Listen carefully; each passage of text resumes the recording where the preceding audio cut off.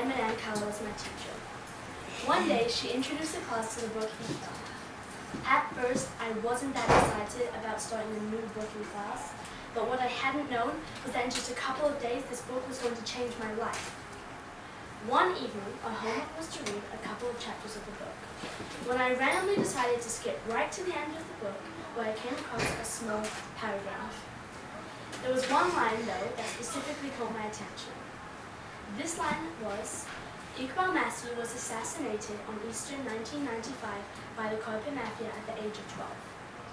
At first, when I read this book, I was curious to find out more about Iqbal Masih and his story.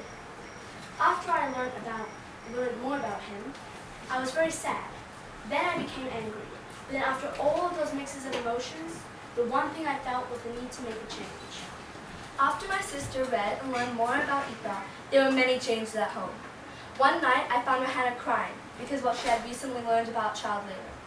I started to ask her many questions, which made me want to make a change with her. On July 2nd, 2012, I published my own blog called Children Free Children. One of the first things I put on this blog was a video with the help of Asala.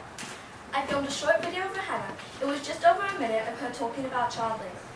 We posted it on her blog and on YouTube. The video got over 200 views and was shared on Facebook. Now we know that isn't an extreme of people seeing that video, but that isn't the point of what we do. Our goal is to raise awareness and to get people to learn about child labor and to inspire people to make a change in the world. In the past 2 years, Asala and I have been making speeches about child labor in the Concours d'Oratoire. Until now, we haven't made it to provincials, but it has inspired us to start doing speeches outside of school. What we are doing now is going around to different places, inspiring youth to stand up and make a change. Your class is a special class because this is the very first class that Asala and I have presented a speech in front of together. Now, we are going to be moving on to who has inspired us to start taking action. Of course, Iqbal is one of our role models, but there is another person that took big action to make a change in this world when he was just 12 years old. This man's name is Craig Kielburger. Who here is 12 years old? Almost.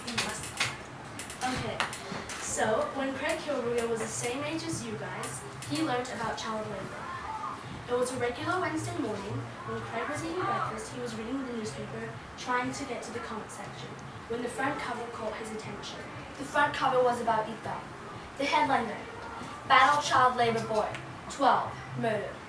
Craig Kielburger wanted to learn more about Iqbal's story. Then he went straight to action. The same day, Craig presented a short speech in front of his class. Then he asked his classmates if they wanted to help him make a change. 11 other kids raised their hands, and soon they became a group of 12 12-year-olds trying to make a difference. They organized fundraisers, made speeches, and raised a lot of awareness. Their group is called Free the Children. Free the Children is now one of the biggest fundraising groups all over the world. 2014 is Free the Children's Year of Education. They aim to build 200 schools in developing countries around the world. $20 buys one brick. 500 bricks builds a school. So today we are giving your class this donation box for you guys to raise money, and then after you guys are done, we'll take it to the Free the Children office. But that's not all Free the Children do.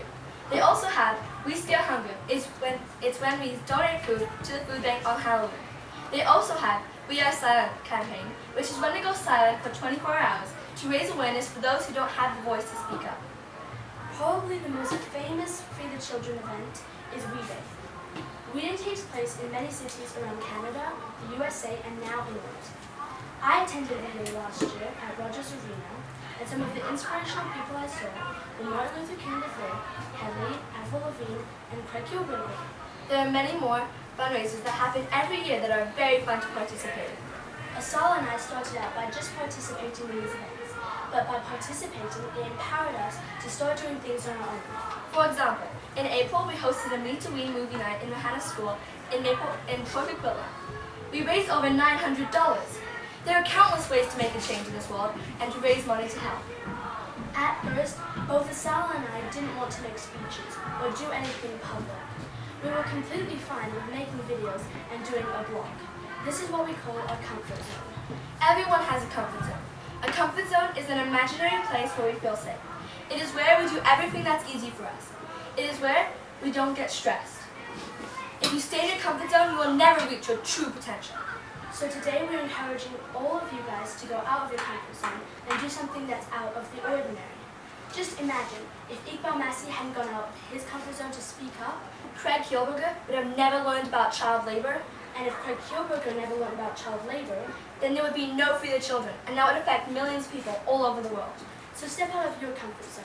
You never know what might happen. Thank you so much for having us here today. And a special thank you to Madame Callow for teaching us all about child labor. We hope you learn more today, and that you're inspired to make a change in this world. Thank you.